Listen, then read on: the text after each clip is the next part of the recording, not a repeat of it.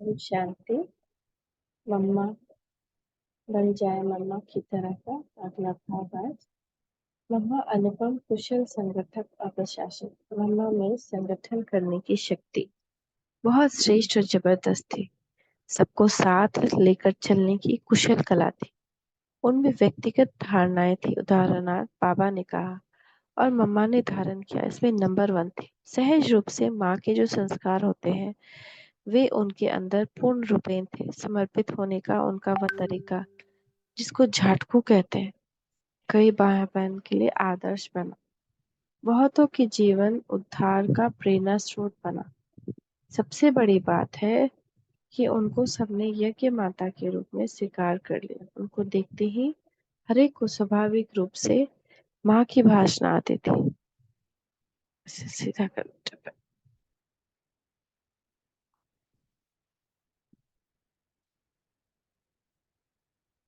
उन्होंने हर एक की शर्तों को बिना मांगे पूरा किया। किसी को कोई वस्तु मांगने का अवसर ही नहीं दिया। कभी किसी ने ये नहीं सोचा कि इनकी उम्र क्या है, मेरी उम्र क्या है, किसी धर्म जाति पंथ वाला हो। हर एक ने यही बेहद का अनुभव किया कि यह मेरी माँ, मेरी हित चिंतक है। उस महान आत्मा में इतनी शक्ति थी, इसलिए ड्रामा कहिए या बाबा कहिए, उनको ही यज्ञ माता मातेश्वरी मम्मा बनाया गया। अहोरात्रि साधना लीन देवी गौरी। मम्मा ने शुरू से अंत तक अपनी साधना में किसी भी प्रकार की ढील नहीं होने दी। रोज 2 बजे 2:30 बजे उठकर विशेष शांति में रहने का बाबा को की शक्तिशाली रूप में याद का अभ्यास करते थे। उनकी डायरी में ज्ञान का एक एक विषय पर बहुत गहराई से बात लिखी हुई थी। उनकी डायरी पढ़ने का सुअवसर मुझे जयपुर में मिला। एक बहन जो एक साल मम्मा के साथ थी, उसने मम्मा की डायरी से उन ज्ञान बिंदुओं को अपनी डायरी में लिखा था। वह डायरी हमें पढ़ने के लिए मिली थी। उन ज्ञान बिंदुओं को पढ़ करके मुझे लगा कि मम्मा का ने ज्ञान का विचार सागर मंथन किया होगा, कितनी गहराई में गई होगी और कितना उनको धारणा करने का अभ्यास किया होगा। विद्या देवी सरस्वती का वर्णन तो कवि विद्वानों ने किया है, लेकिन उस विद्या देवी के रूप में और कर्तव्य को हमने अपनी आंखों से देखा, उनसे सीखा और उस माँ के बच्चे बने। यह हमारा परम सौभाग्य है। मम्मा बहुत निर्माण थे। मधुबन से ब्रह्मा कुमार दादा चंद्रहास जी, जो मम्मा बाबा के अति नजदीक रहे और यज्ञ के आदि रत्नों में से एक हैं, अपने अनुभव सुनाते हुए कहते हैं कि एक बार मैंने मम्मा से पूछा, मम्मा आप मम्मा कैसे बन गई? मम्मा ने जवाब दिया, मैं मम्मा नहीं बनी, आप लोगों ने मुझे मम्मा बनाया। मैंने पूछा कैसे? मम्मा ने उत्तर दिया, बाबा ने यज्ञ की जिम्मेदारी दी और बच्चों ने भी मान ली, तो मुझे सबको अपने बच्चे समझकर चलना पड़ा। मम्मा ने हमारा लौकिक रिश्ता था, हम दूर के संबंधी थे।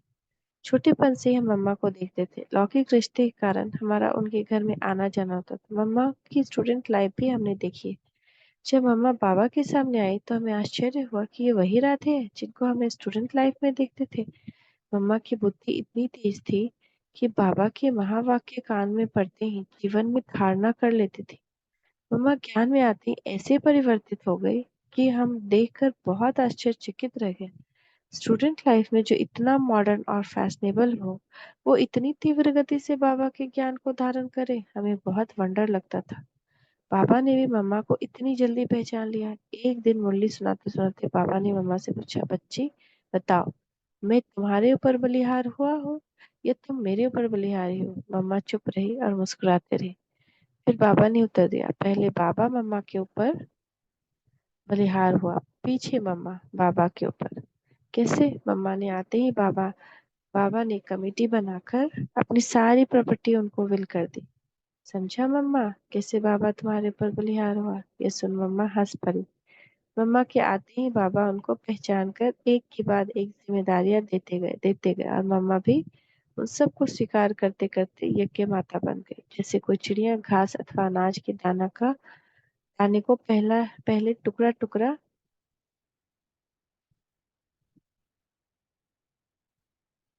करती हैं, बाद में अपने बच्चों के मुंह में डालती हैं, वैसे मम्मा भी बाबा के गुह्य ज्ञान को पहले अपने में धारण कर, अनुभव कर, उसको सहज बनाकर हम बच्चों को सुनाती थी।